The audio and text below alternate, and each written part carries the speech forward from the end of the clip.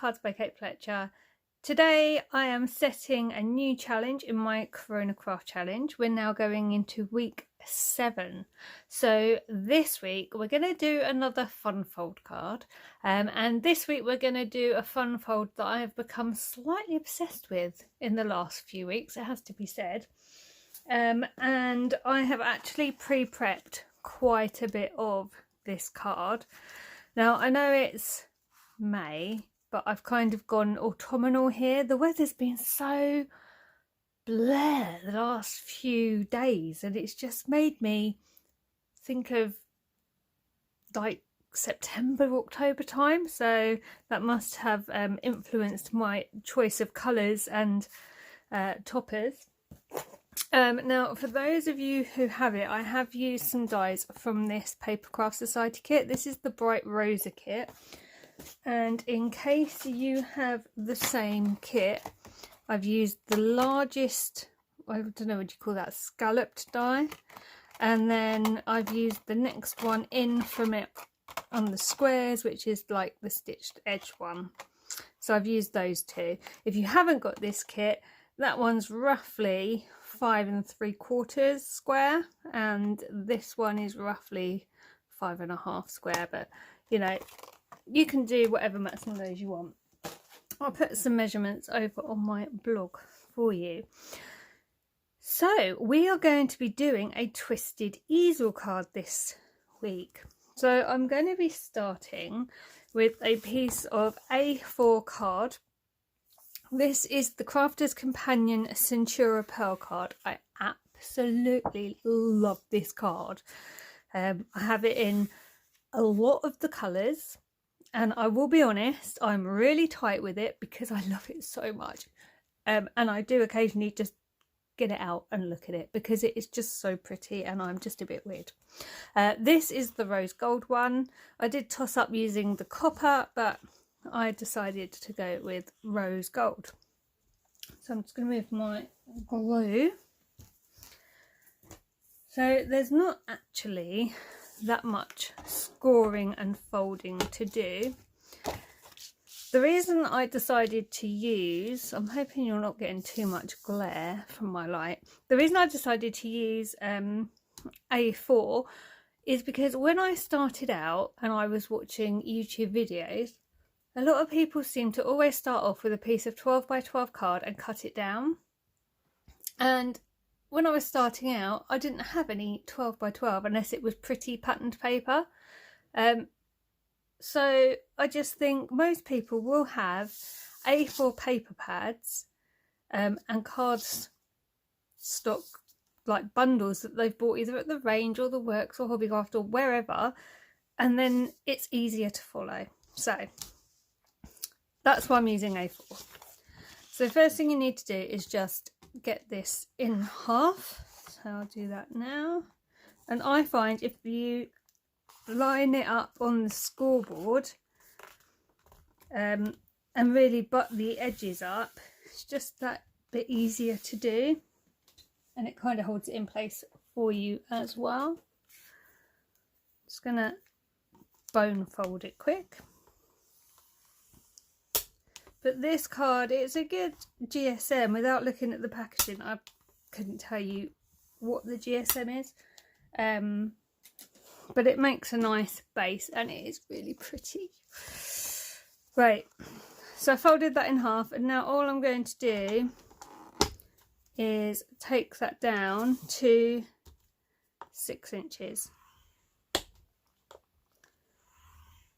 Okay, and now I'm just going to chop the bottom off this bit. So this is now the card base. So what I'm going to do now is I'm going to open it up. Now you can do this in either direction you want. I'm just going to grab a scoring tool. I'm going to use my first edition die release tool because it's got the scoring tool on the end. And all you're going to do is on one piece of the cardstock, so I'm working on the right hand side, all you're going to do is go from the top point of the card down to the center line that you've just made and score. And as I say, you can do that going the other way if you want, so you could go from that corner to that corner. As long as you go from a corner to corner on the diagonal, you're basically good. Okay, now I'm going to fold along that line, and then all I'm going to do is burnish.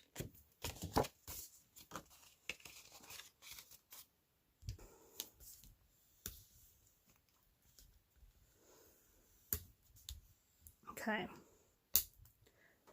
so I've burnished on that score line, so that is basically your card base done. How simple was that? I'm just going to burnish along this fold here again, because otherwise it can kind of pop up a bit and you don't really want that to happen.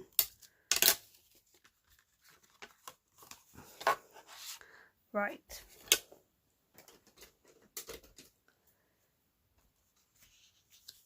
So now I'm going to bring in these bits here. So I hadn't actually decided which of these I wanted to use as a stopper, and I hadn't decided which of these I wanted to use as the topper. That's why I've got a couple there. I've also got a couple of things just in case I decide to embellish the top, so I'll put those to one side. But what I want at the moment are these bits here. So I've got a matte layer which will go on here, and then I have a second layer which will go on there, and that will be the top of the card. Just move that so you can see. Okay, so let's forget these bits for a second. So just using these bits here, what we're going to do is we're going to cut these both in half, and we're going to go from corner to corner, and we're going to go from corner to corner. And this is what you should now have, is a piece to sit on each corner of the folded burnished score line, and then a decorative bit to go in the middle. So we're going to glue those down now. I think I'm just going to pause it while I do that, and then I'll come back to you. Okay, so I've just glued those down. Now, as you can see, what I've done is the scalloped edges kind of go around the edge, and the cut edge is right next to that score line. And I think it looks really, really nice, actually. Okay, so now we're going to do the inside of the card. Now, if the card you were using was the same colour both sides, you probably don't need to do this next step. Or if you're not worried that there's going to be a bit of a white border, then equally you don't need to do this step, but it does kind of bother me, so I have just cut a piece of rose gold card just so I can stick it over there, because I just want it all to be the same. So I'm just going to stick that down really quick, and then I will continue with how it's going to go. Right, okay, there we go. That's better. So on the inside here, we're going to take another scalloped edge mat, and that's going to go in the centre. And then we're going to take another piece of pattern paper, which is just slightly smaller, and that is going to go in the centre, just like that. Okay, so again, this one's kind of about 5 3/4 inches square, and this one's roughly 5.5, I would say. But you know, whatever mats and layers you're happy with, that's fine. So stick those down as they are. You don't need to cut these ones in half. So that's all now stuck down. So we have the card top, you open it up, this piece naturally flips down, and then you have your card base. So I need to choose which topper I'm going to use. So I'm going to do it in this format because that's how it will look when it's finished. Okay, so that would be the flower, or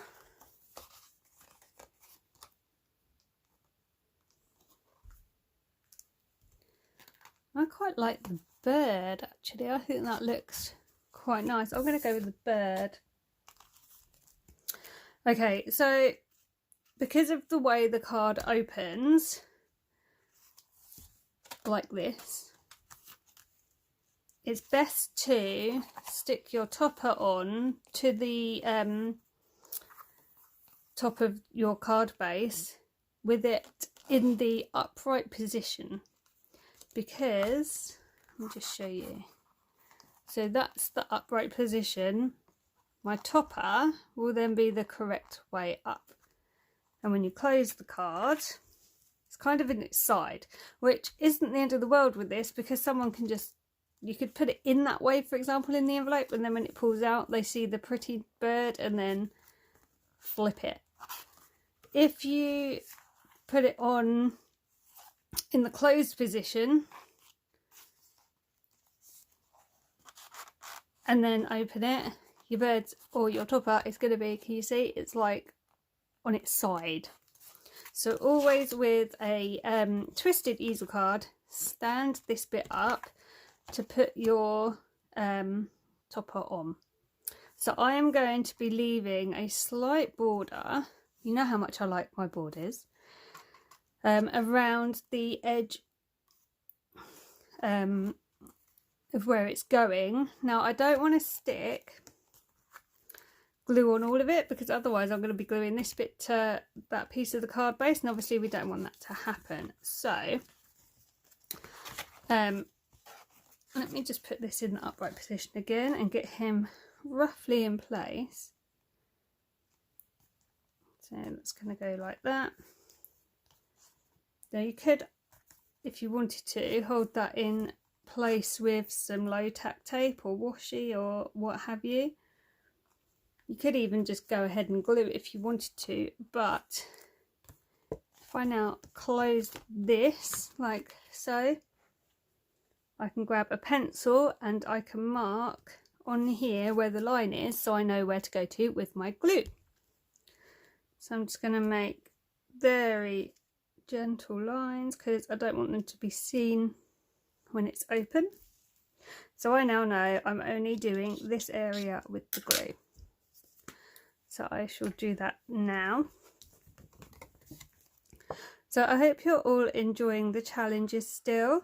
As always, I will link in the video description all the entries that I saw last week. So please do go and have a look at what everyone's been doing and show them some love.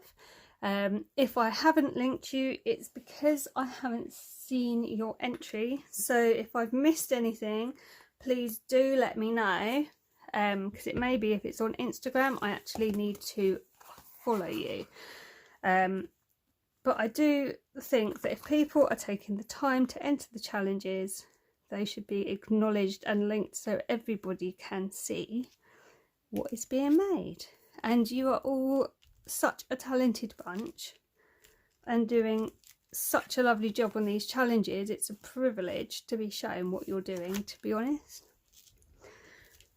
Okay, and if you haven't got Instagram and you haven't got YouTube, not a problem at all. Just send me an email with your entry and I'll just mention you during the video. Okay, so this is what we have. He stands up. So I need to use a topper. And it's a bit obvious that that one was going to be a bit ambitious, so I'm just going to use this one, and I'm going to attach this using foam pads. So I'm just going to grab a couple of those.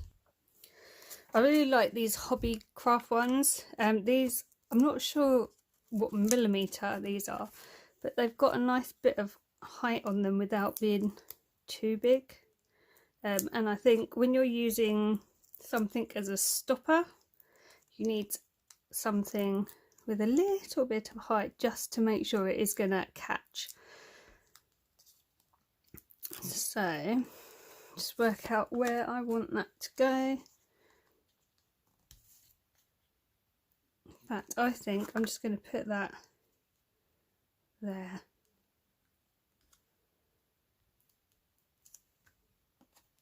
And that catches just like that. So again, don't know if you can see, it all ends up the right way.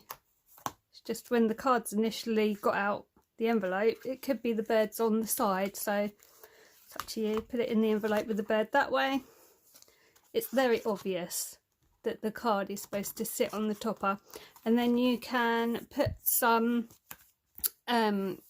white card on the bottom and they can write their message there, or you can write obviously in here because that is still white, but I think that is beautiful. Now normally I would decorate up here as well because I just can't leave things alone, but because of the way the topper sits, I don't actually think it needs any more decoration. The card is meant to go like that anyway, so you're not going to see the back, and it is pretty anyway. But I am wondering about maybe using a couple of these just as something extra around the base. But now I'm wondering which colour to go with, to be honest. Maybe these ones, because they'll stand out a little bit better.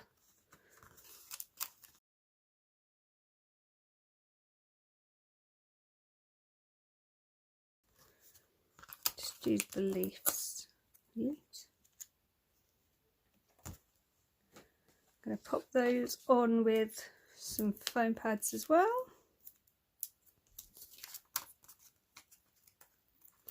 I'm sure someone's sitting there going, no, don't, it didn't need it, you're going to ruin it. I didn't used to decorate cards much. I used to just kind of get them done and that was it, and then forget about embellishments, but I've been on a real embellishment kick lately. And now I just can't leave anything alone. It's got to have something added at all times.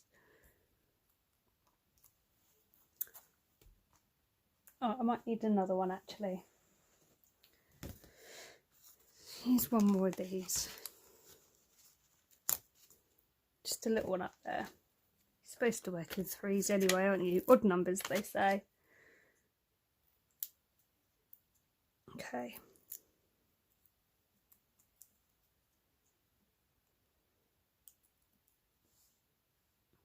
There we go.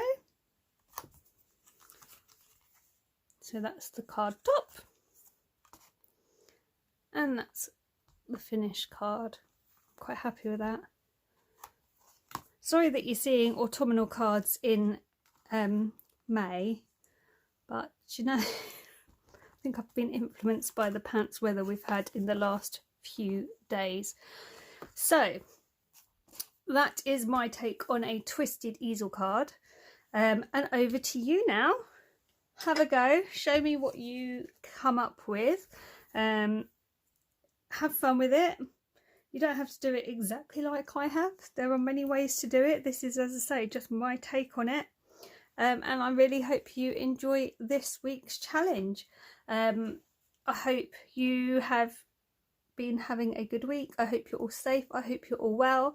For anybody who hasn't heard the latest on Caroline of Cadge Crafts, I heard an update last night, but I think I'm a little bit behind everyone else, that she was doing a bit better, which is brilliant. She's still very poorly, but she was doing a bit better. So let's keep urging her on. Let's keep sending her positive vibes. let's keep everything crossed for her. Let's just keep going. Come on, Cad, you can do this. We know she can do this. And yeah, just sending her lots and lots and lots of love, as I'm sure everybody is. So I'm going to stop wittering on now, and just hand it over to you guys. I'll be back soon with more videos, but thank you so much for watching, and take care. I'll see you soon. Bye for now.